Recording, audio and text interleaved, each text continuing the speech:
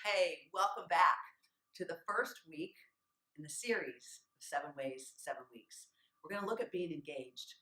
And here we are, just about on the eve of Thanksgiving. I love the holidays. Perhaps you do too. I mean, what's better than food and family and conversation? But I also know the holidays can be stressful, not just the distractions of did I get enough and who's coming and where's everybody staying and food and who's bringing what and who will be there. But we're on the heels of the midterm elections and the political conversations around the table. You might be thinking they might not go so well. People have different points of view. Could be that everybody has the same point of view, but in jumping on the bandwagon, it feels like things can get a little bit out of hand. And either way, you feel kind of crummy. It's hard to speak up and not feel judged if you have a different point of view, or to speak up and have others not feel judged by your point of view. So being engaged is at the core of being relational, because when we are engaged, we show up authentically, both for ourselves and in care and respect for other. So being engaged means we actually make a choice not to avoid. We make a choice not to duck what's hard, but rather to move forward, to move towards, and to do so from a place of presence where we're not distracted, we're fully in, fully on, and with the skill set that's relational. So what does that skill set look like? Well, it's listening deeply, and it's reflecting back the words that the other person just said, whether it's a disagreement or whether it's something that you resonate with. Reflecting back to someone else in their own words is deeply relational, because it allows them to know that you are fully engaged with them.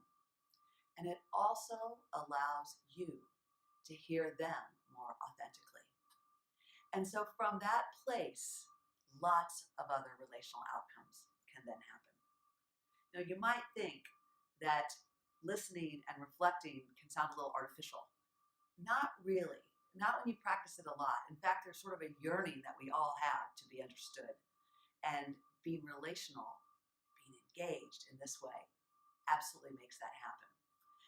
It can be hard, though, because our minds are full of a lot of other thinking. Our own personal reactivity to something, our wanting to say something that maybe is not as well thought through. So the idea of listening and reflecting has a quality of suspending our judgment.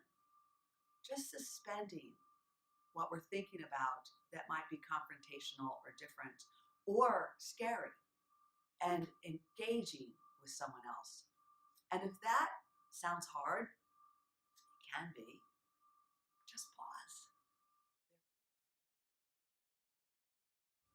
There is wisdom in the pause. In the pause, there's a place of neutral. Neutral is a relational quality to cultivate. So you're listening, fully present, and reflecting back. And in that pause is the place of self-awareness. That ability, that exquisite ability that we have to observe ourselves and what's going on the inside. We don't have to judge. We don't have to assume the worst. We can be aware of our tendencies, maybe our patterns, our habits of mind with what we do. And in that pause, we can suspend, and then we can offer a reflection.